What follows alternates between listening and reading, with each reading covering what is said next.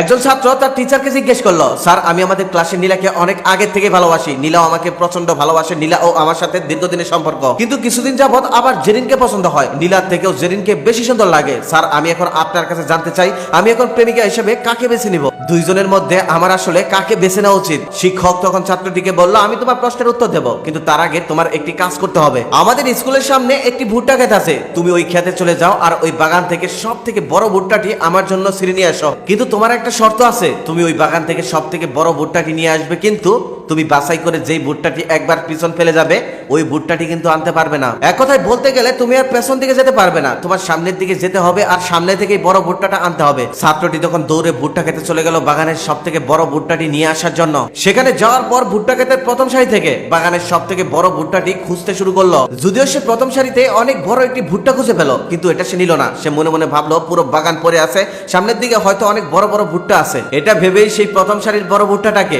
পেছনে ফেলে সামনের দিকে চলে গেল। এভাবেই খুঁজতে খুঁজতে যখন সে বাগানের অর্ধেকটা খুঁজে ফেললো, তখন সে খেয়াল করে দেখলো যতই আগাচ্ছে ততই ছোট ছোট ভুট্টা বের হচ্ছে, এদিকে আর বড় কোনো ভুট্টাই নেই। অতঃপর পুরো বাগান তন্ন তন্ন করে খোঁজার পর তিনি খেয়াল করে দেখলেন তিনি আসলে প্রথম সারিতেই সেই সব থেকে বড় ভুট্টাটা ফেলে এসেছে। কিন্তু কি আর করার, ছাত্র পিছন দিকে যেতে মানা করেছে, তাই ছেলেটি মন খারাপ করে ভুট্টা না নিয়ে স্যারের কাছে ফিরে গেল। বাগানের বড় ভুট্টাটি সে খুব সহজেই পেয়ে গিয়েছিল, কিন্তু আর একটু ভালো পাওয়ার আশায় সে আর কিছুই পেল না। স্যারের কাছে যাওয়ার পর স্যার তাকে জিজ্ঞেস করলো, বাগানের সব থেকে বড় ভুট্টাটা কি তুমি নিয়ে এসেছো? জবাবে তখন ছাত্রটি বলল, স্যার আপনি তো বলেছেন যেটা একবার খুঁজে পিছনে ফেলে যাব ওইটা আর আনা যাবে না, যার কারণে বাগানের সব থেকে বড় ভুট্টাটি আমি প্রথম সারিতেই খুঁজে পেয়েছিলাম, কিন্তু আরো একটু বড় খোঁজার আশায় আমি সামনে গিয়ে দেখি সামনে আর তেমন কোনো ভুট্টাই নেই, সবগুলোই ছোট ছোট, যার কারণে আমি আর বাগানের সব থেকে বড় ভুট্টাটি নিয়ে আসতে পারিনি। যার কারণে বাগানের সব থেকে বড় ভুট্টাটি আমি প্রথম সারিতে পেয়েছিলাম, কিন্তু আরেকটু ভালো আশায় সামনে গিয়ে দেখি সামনে আর এমন কোনো ভুট্টাই নেই, সকল ভুট্টা ছোট ছোট, কিন্তু আমার যে পেছন দিকে আর ফিরে যাবে না, যার কারণে আমি বাগানের সব থেকে বড় ভুট্টাটি নিয়ে আসতে পারিনি। শিক্ষক তখন বলল,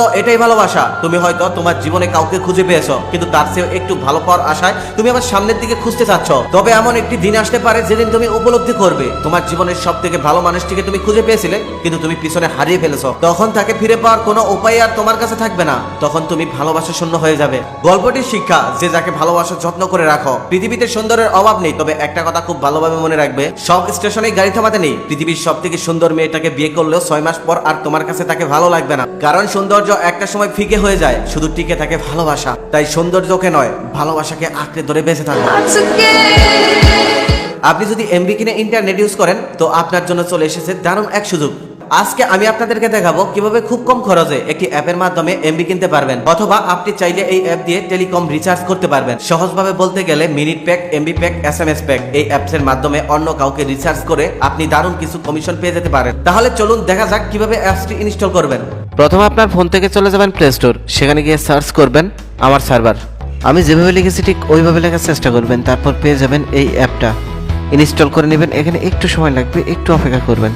ওপেন করে ভিতরে যাবেন, তারপর অ্যালাউ করে দিবেন আর সার্ভার আইডি এখানে দিবেন, এভাবেই দিবেন TR, আর এখানে দিবেন আপনার নাম, এখানে দিয়ে দিবেন আপনার ফোন নাম্বার, আর হ্যাঁ